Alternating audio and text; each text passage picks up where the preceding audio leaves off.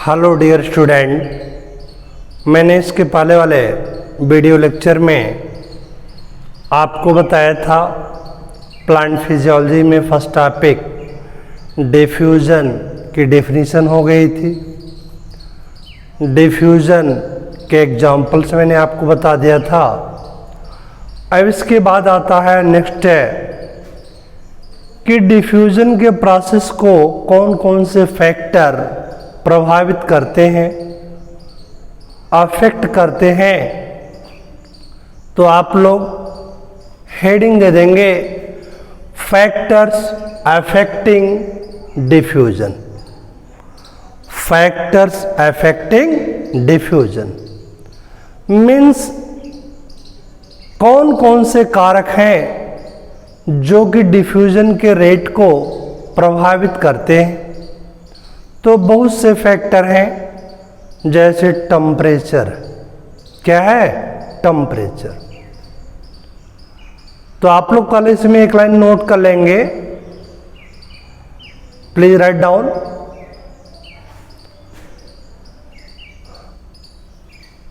The rate of diffusion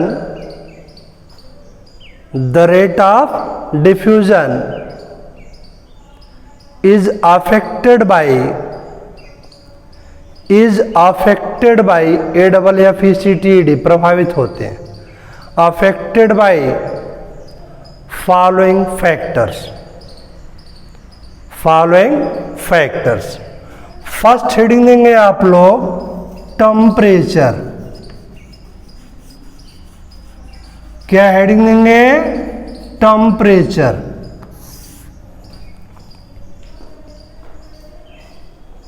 heading में दिया आप लोगों ने टेम्परेचर, प्लीज सी हियर। अब देखिए ऑफलाइन क्लास वाली हैबिट पड़ी हुई है। तो मैंने आपको बताया कि बहुत से फैक्टर हैं जो प्रभावित करते हैं डिफ्यूजन के रेट को। पहला फैक्टर क्या है? मैंने लिया टेम्परेचर। अब आप जानते हैं डिफ्यूजन आप लोगों को क्लियर है। कल मैंने आपको बताया था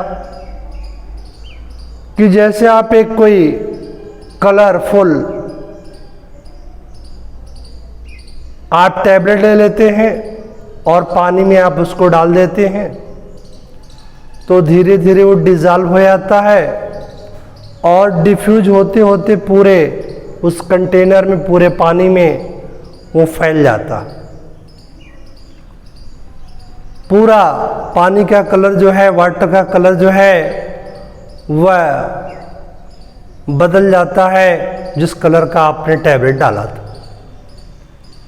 अब वहीं पर जरा सोचिए, अगर पानी ठंडा है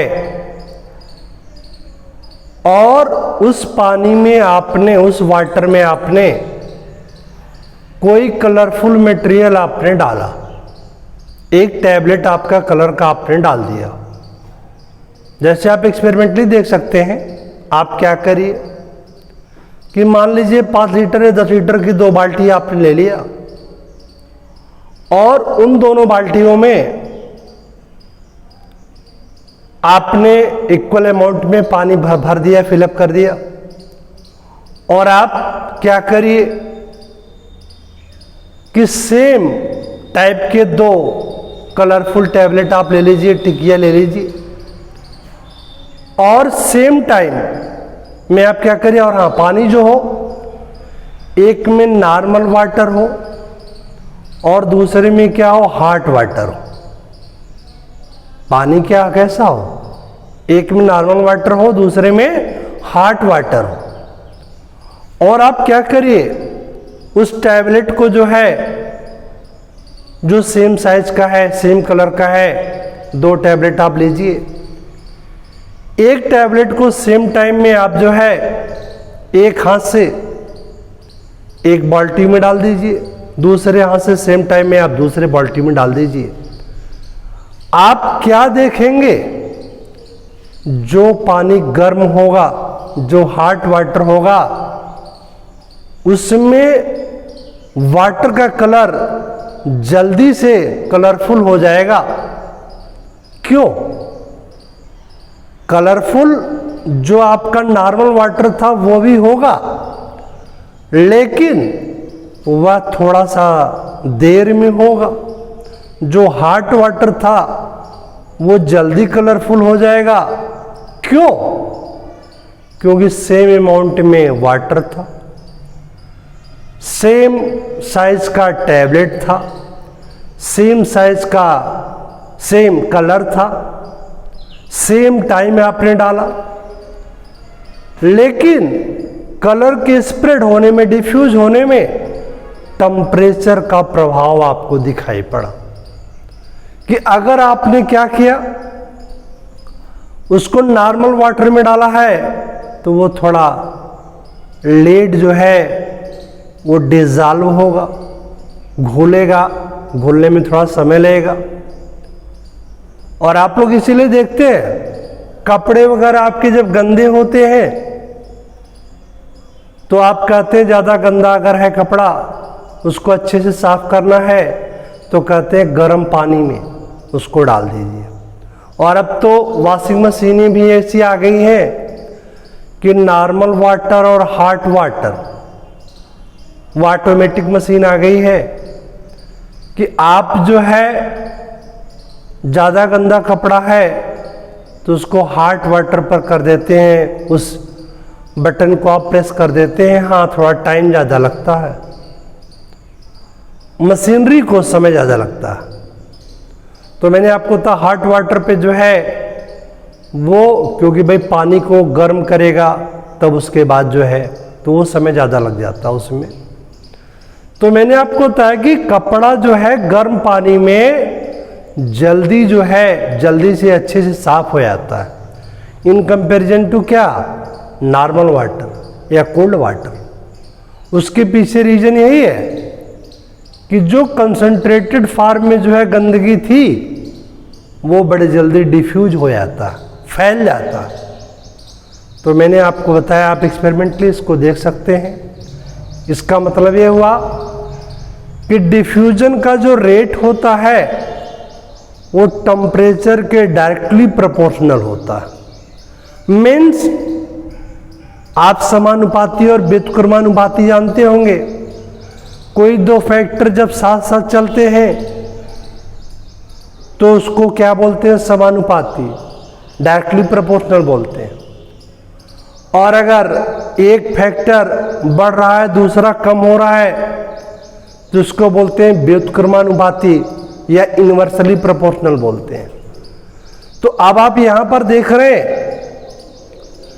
कि टेम्परेचर आप बढ़ा रहे हैं तो रेट ऑफ डिफ्यूजन बढ़ रहा है, टेम्परेचर कम कर रहे हैं तो रेट ऑफ डिफ्यूजन भी कम हो रहा है। तो यहां क्या हुआ, the rate of diffusion is directly proportional to the temperature. बोलिए भाई, मीन्स आप टेम्परेचर बढ़ाएंगे तो रेट ऑफ डिफ्यूजन बढ़ेगा, और टेम्परेचर आप जो है क्या करेंगे, घटाएंगे तो रेट ऑफ डिफ्यूजन भी क्या होगा, वो डिक्रीज करेगा। तो संभवतः आपके समझ में आ गया होगा ये पॉइंट। आप लोग हेडिंग दे दिए temperature, please write down. It is directly proportional, it is directly proportional, it is directly proportional to the rate of diffusion, to the rate of diffusion, full stop. Therefore comma, the rate of diffusion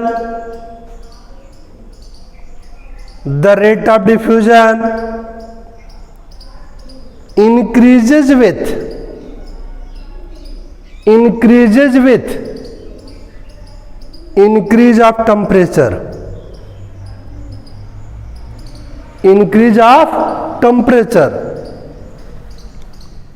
while, जबकि WHIL, while rate of diffusion decreases with decrease in temperature, decrease in temperature, full stop. Second heading देंगे आप लोग solubility of solutes, solubility of solutes, solubility of solutes। तो आप जानते हैं solutes क्या होता है, आप सॉल्यूशन जानते होंगे, विलयन। तो विलयन क्या होता है, विलेय और विलायक से मिलकर बनता है। जैसे आपने शरबत बनाया तो शरबत में क्या होता है, जो कम अमाउंट में होता है वो सॉल्यूट होता है, विलेय होता है। मीन चीनी क्या है, सॉल्यूट। और जो ज्यादा अमाउंट में होता है क्या होता है, सॉल्वेंट होता है, अर्थात क्या है, वाटर। तो आप समझ गए होंगे सॉल्युबिलिटी मीन्स होता है घुलनशीलता। किसकी घुलनशीलता, सॉल्यूट की, विलेय की। अब जैसे मान लीजिए आपने क्या किया, आपने जो है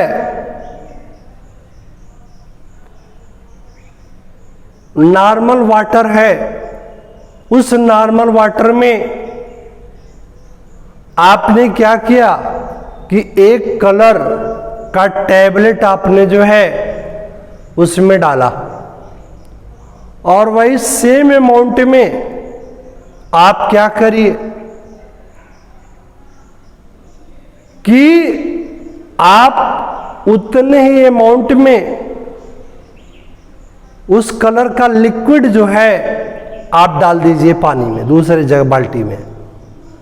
देखिए कौन जल्दी से जो है कलरफुल हो जाता है। जो लिक्विड है कलर का आपने डाला था वो बाल्टी का पानी जल्दी से कलरफुल हो जाएगा। और जो टैबलेट आपने डाला था, क्योंकि वो सॉल्यूट जो था, विलेय था, जो कलर था वो धीरे धीरे घुल रहा था और तब तो डिफ्यूज होगा। तो मेरे कहने का मतलब यह है कि अगर जो है, और हाँ वैसे आप दूसरा एग्जांपल आपको बता दें, जैसे मान लीजिए चीनी है, आप लोग देखते हैं चीनी एक बारीक दाने वाला आता है, एक मोटे दाने वाला आता है। आप क्या करिए, मान लीजिए 100 ग्राम चीनी आप जो है शरबत बनाना है आपको, 100 ग्राम चीनी आप महीन दाने वाला ले लीजिए और 100 ग्राम आप चीनी जो है क्या करिए, बड़े दाने वाला ले लीजिए। देखते हैं फिटकरी के टुकड़े की तरह जैसे होता है, छोटे छोटे। तो जैसे मिश्री होती है ना, मिश्री, उस तरह से बड़े बड़े दाने होते हैं।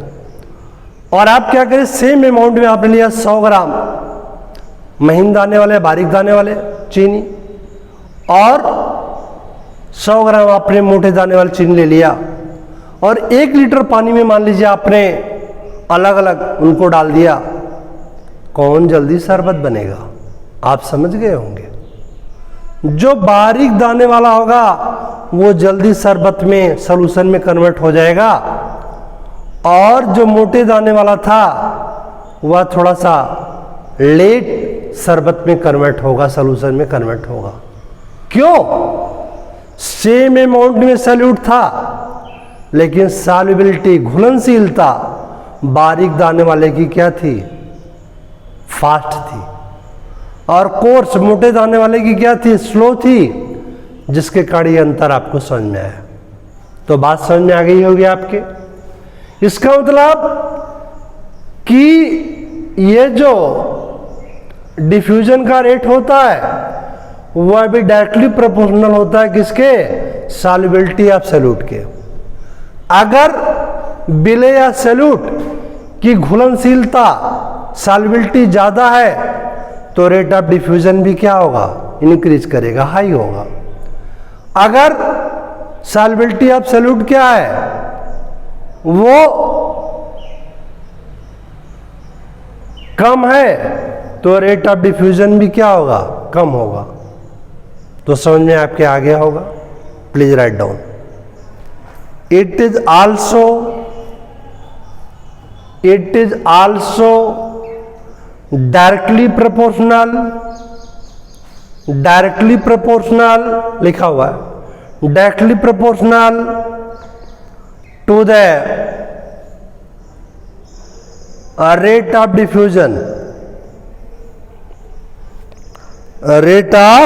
diffusion, full stop। therefore comma the rate of diffusion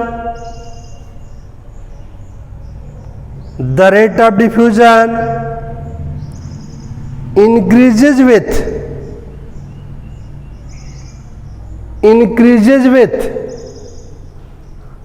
high solubility of solutes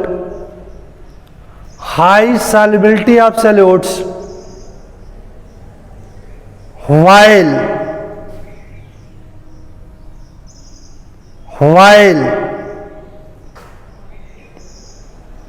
rate of diffusion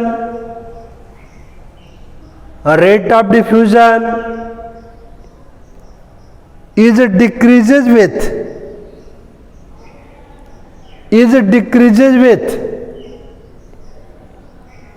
less solubility of solute,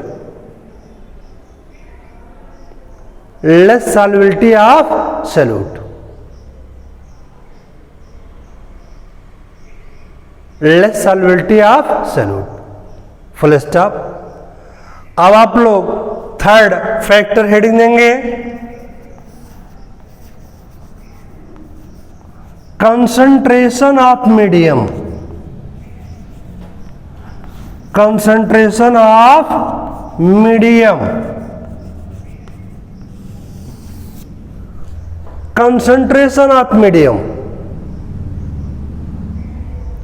heading दे दिया होगा आपने।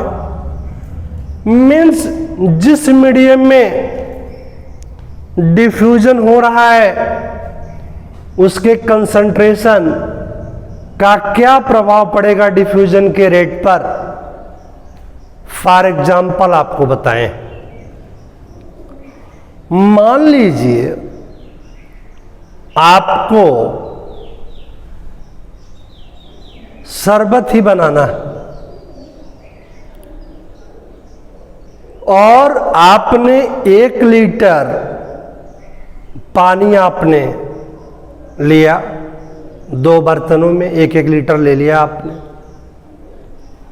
और आपने क्या किया है, जो 1 लीटर का पानी है उसमें आपने क्या किया कि 50 ग्राम मान लीजिए चीनी आपने पहले से घोल रखा है और दूसरे वाले में आपने कोई चीनी नहीं मिलाया, केवल प्योर वाटर है।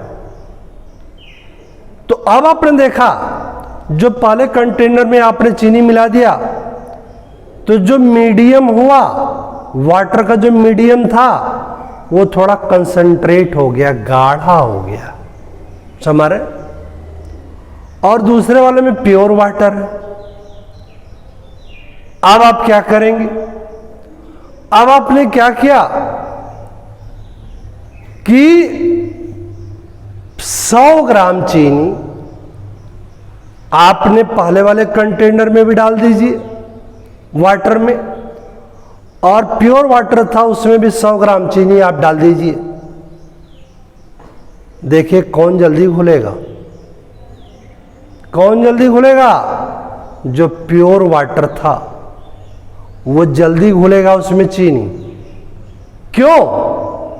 क्योंकि मीडियम जो वाटर था वो डाइल्यूट था। वो क्या था? डाइल्यूट था। और जो पहले वाले में आपने 50 ग्राम चीनी पहले से ऐड किया था, वो वाटर का जो मीडियम था क्या था, थोड़ा कंसंट्रेट था, सांद्र था, गाढ़ा था, इसलिए वहां पर डिफ्यूजन का रेट कम हुआ। और जो प्योर वाटर था उसमें 100 ग्राम चीनी आपने डाला तो उसमें रेट ऑफ डिफ्यूजन बढ़ गया। इसका मतलब क्या है कि अगर मीडियम कंसंट्रेट है, हाईली कंसंट्रेट है, तो रेट ऑफ डिफ्यूजन क्या होगा, डिक्रीज करेगा, कम होगा। बोलिए। और अगर मीडियम डाइल्यूट है, मीडियम डाइल्यूट है, तो क्या होगा, रेट ऑफ डिफ्यूजन इंक्रीज करेगा। इसका मतलब यह है कि अगर मीडियम लेस कंसंट्रेटेड है, लेस कंसंट्रेटेड, तो रेट ऑफ डिफ्यूजन क्या होगा, इंक्रीज करेगा।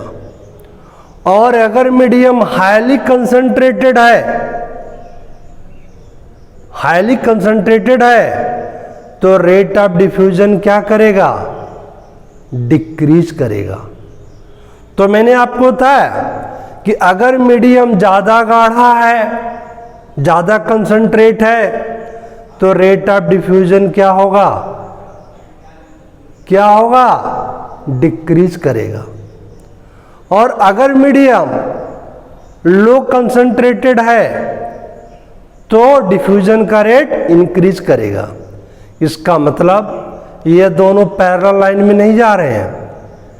एक का कंसंट्रेशन, एक का मीडियम का कंसंट्रेशन हाई है तो डिफ्यूजन रेट कम हो गया। मीन्स ये व्युत्क्रमानुपाती है, एक फैक्टर बढ़ रहा है तो दूसरा फैक्टर कम हो रहा है। बोलिए। इसलिए मैंने आपको बताया ये क्या होगा, इनवर्सली प्रोपोर्शनल होगा, इनवर्सली प्रोपोर्शनल होगा। कौन, कंसंट्रेशन ऑफ मीडियम किसके इनवर्सली प्रोपोर्शनल होगा, रेट ऑफ डिफ्यूजन के, रेट ऑफ डिफ्यूजन के। तो मैंने आपको बताया, आपको एग्जाम्पल मैंने दे दिया कि जिसमें हल्का सा चीनी आप 50 ग्राम पहले मिला रखे थे, उसका मीडियम थोड़ा कंसंट्रेट हो गया था, गाढ़ा हो गया था, हाईली कंसंट्रेटेड हो गया था, उसमें आपने 100 ग्राम चीनी मिलाया। और जो लो कंसंट्रेटेड था, जो प्योर वाटर था, डाइल्यूट था, उसमें आपने 100 ग्राम चीनी मिलाया तो बड़ी तेजी के साथ घुल गया, शरबत जल्दी बन गया वो। इसका मतलब क्या हुआ, the rate of diffusion increases with decrease of concentration of medium and decreases. तो मैंने आपको बताया कि कंसंट्रेशन जो है अगर मीडियम का बढ़ेगा तो रेट ऑफ डिफ्यूजन क्या होगा, कम होगा।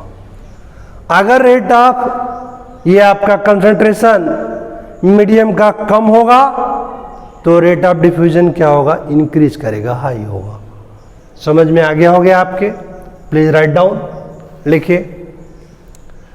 It is inversely proportional, it is inversely proportional,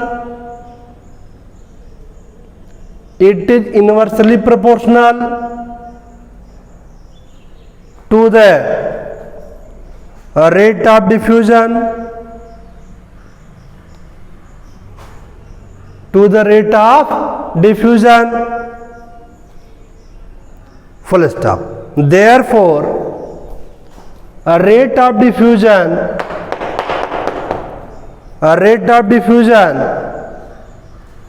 increases in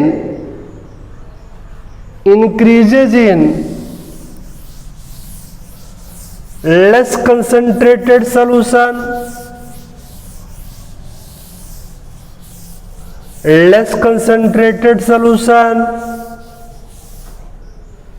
while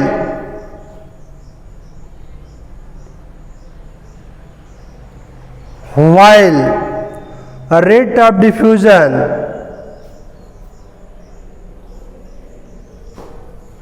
decreases in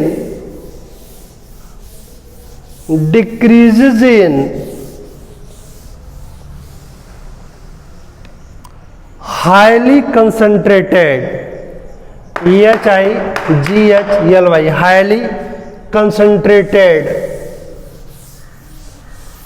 solution। तो ये आपका क्लियर हो गया होगा। नेक्स्ट पॉइंट देंगे, fourth point,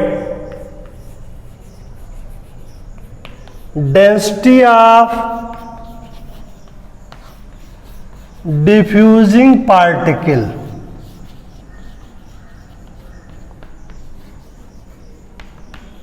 density of diffusing particles,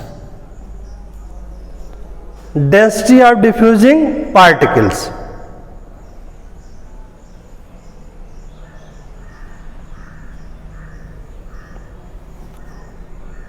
density of diffusing particle shading दे दिए होंगे आप लोग।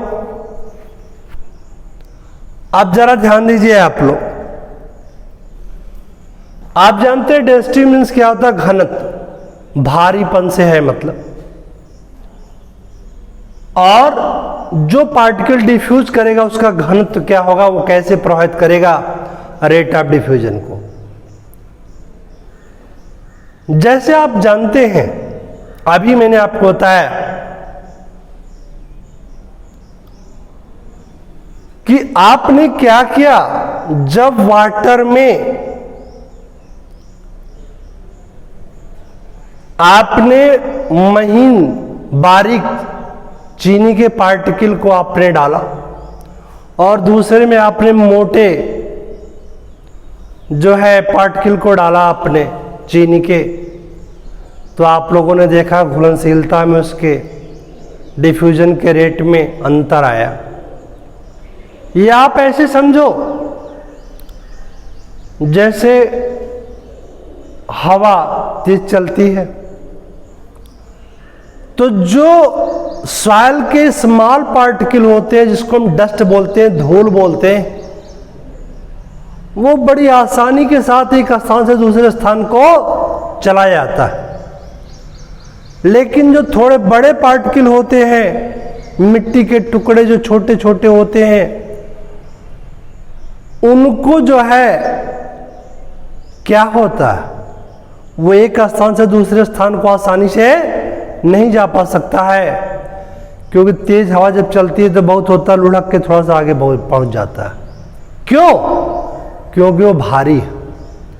और जो बहुत छोटा पार्टिकल था डस्ट का, धूल का, वो उतने ही हवा में दूर तक चला गया। और जो बड़े पार्टिकल थे सॉइल के, वो बहुत थोड़ी दूरी तक जा पाए।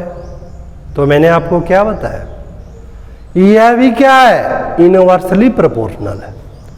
और इसी पर आपको मालूम है ग्राहम्स लॉ ऑफ डिफ्यूजन आप पढ़े होंगे। ग्राहम्स लॉ ऑफ डिफ्यूजन इसी संदर्भ में दिया गया है, डेंसिटी ऑफ डिफ्यूजिंग पार्टिकल के संबंध में ही। तो सिंपल सी बात मैंने आपको बताया, ये क्या होता है, यह भी इनवर्सली प्रोपोर्शनल होता है। मीन्स अगर जो डिफ्यूजिंग पार्टिकल है उसका साइज अगर बड़ा होगा तो रेट ऑफ डिफ्यूजन कम होगा। अगर डिफ्यूजिंग पार्टिकल की साइज छोटी होगी तो रेट ऑफ डिफ्यूजन हाई होगा। तो आप लोगों ने देखा कि अगर डस्ट, मिट्टी का पार्टिकल छोटा है, धूल के रूप में है, तो उतने हवा के प्रेशर में वो काफी दूर तक जाएगा। और वहीं पर थोड़ा बड़ा पार्टिकल है सॉइल का, उतने हवा के प्रेशर में बहुत कम, थोड़ी दूर तक जा पाएगा। क्यों? क्योंकि वो भारी है, उसकी डेंसिटी ज्यादा है। तो बात समझ में आ गई होगी आपके। Please write down.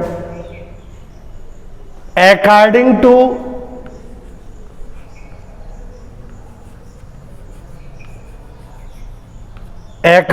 to Graham's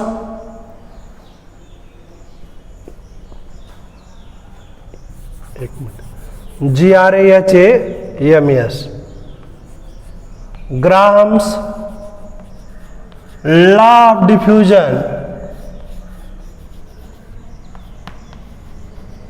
According to Graham's law of diffusion, comma inverted comma, comma inverted comma समझ रहे, कामा लगा दीजिए फिर इन्वर्टेड कामा, क्योंकि किसी भी साइंटिस्ट की जो बात कही जाती है वो इन्वर्टेड कामा के अंदर लिखी जाती है। The rate of diffusion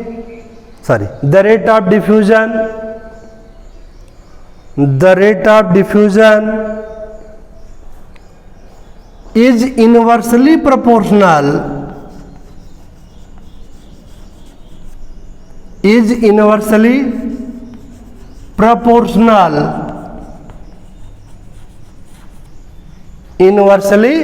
proportional to the square root SQUARE square root ROOT root of density of diffusing particle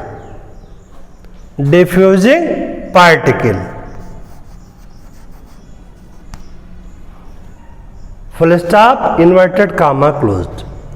फिर से एक बार इसको रिपीट कर देते हैं। अकॉर्डिंग टू ग्राहम सलाब, आप केवल इसको देखिएगा, कहीं मिस्टेक होगा तो उसको करेक्ट कर लेंगे। अकॉर्डिंग टू ग्राहम सलाब diffusion, comma inverted comma, the rate of diffusion is inversely proportional to the square root of density of diffusing particle. अब आगे नोट करेंगे, 10 R equal to 1/√D, where R equal to rate of diffusion, D equal to density of diffusing particle,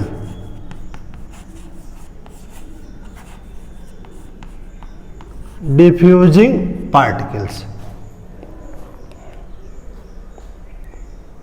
density of diffusing particles। तो आपने note कर लिया 10 R equal to 1/√, where R equal to rate of diffusion, D equal to density of diffusing particle. अब नीचे के line से note करेंगे 10 कामा diffusing particle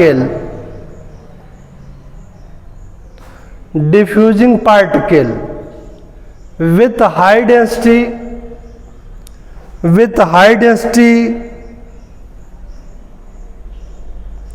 shows SHOWS प्रदर्शित करता shows less diffusion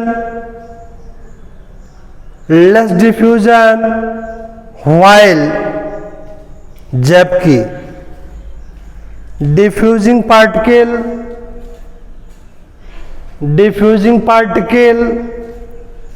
with है less density shows है SHOW shows है high diffusion rate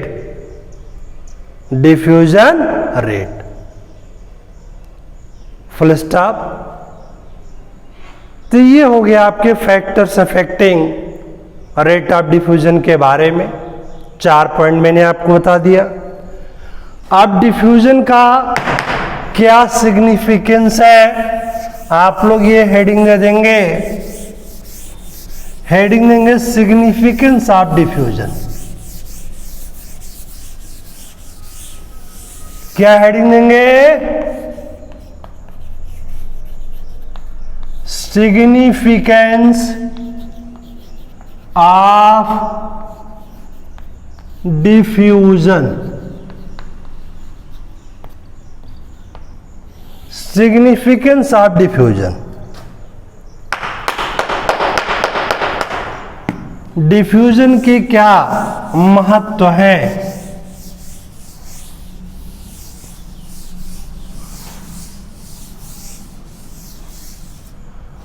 अब आप जानते हैं क्या है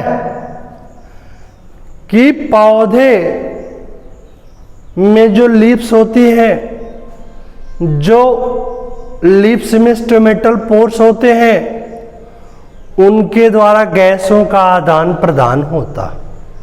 आपको मालूम है हमारे आपके अंदर तो नेजल पोर होते हैं जिसके द्वारा ऑक्सीजन आती है अंदर और हमारे बॉडी से CO2 बाहर चली जाती है।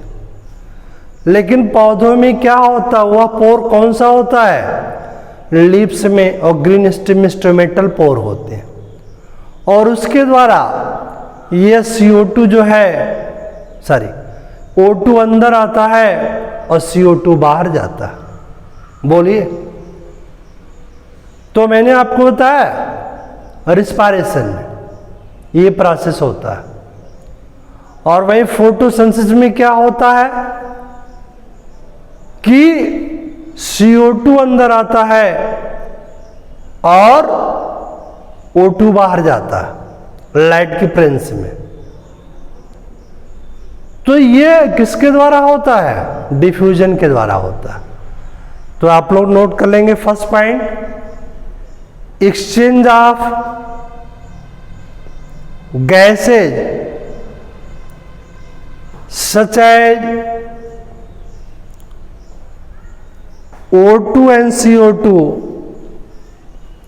O2 and CO2 in atmosphere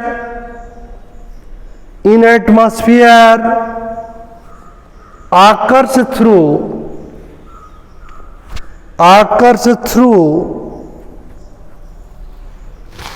stomata of leaves,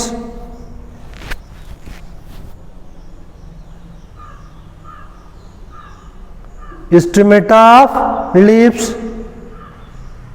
by diffusion,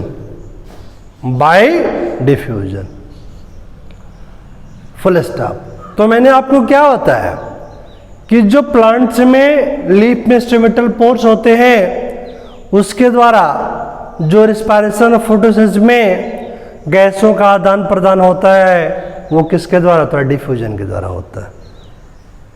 इसके बाद आप जानते हैं भाई ट्रांसपिरेशन जो प्रोसेस होता है, वाष्पोत्सर्जन की जो क्रिया होती है हमारे, वह भी किसके द्वारा होता है? डिफ्यूजन के द्वारा होता है।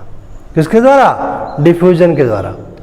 जैसे आपको मालूम है ट्रांसपिरेशन क्या होता है? ट्रांसपिरेशन में वाटर लॉस होता है और किसके द्वारा होता है? पत्तियों के द्वारा होता है। अब जैसे आप लोग देखते हैं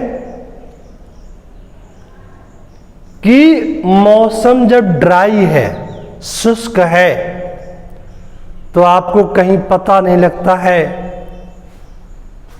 क्योंकि उसके चारों तरफ नमी नहीं है। पत्तियों के द्वारा जो वाटर निकला वो बड़े आसानी से एटमॉस्फेयर में चला गया।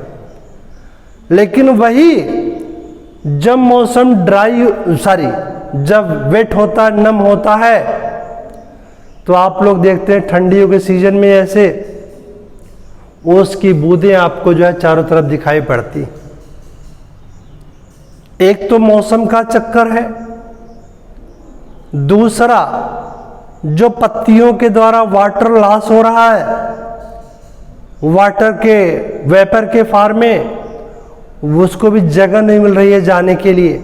समझ रहे? यही कारण होता है कि पौधों को ठंडी में आपको पानी बहुत कम देना पड़ता है और गर्मी में बराबर रोज देना पड़ता है, अदरवाइज सूख जाएंगे। उसके पीछे रीजन यही होता क्योंकि एटमॉस्फेयर ड्राई है, जिस रेट से वो पानी को एब्जॉर्ब कर रहा है उसी रेट से पानी जैसे है क्या, ठंडी में आपको पसीना नहीं होता। लेकिन गर्मी में पसीना होता है और उस कमी को पूरा करने के लिए आप बार बार पानी पीते हैं, समझ रहे? तो वही बात मैंने आपको बताया। और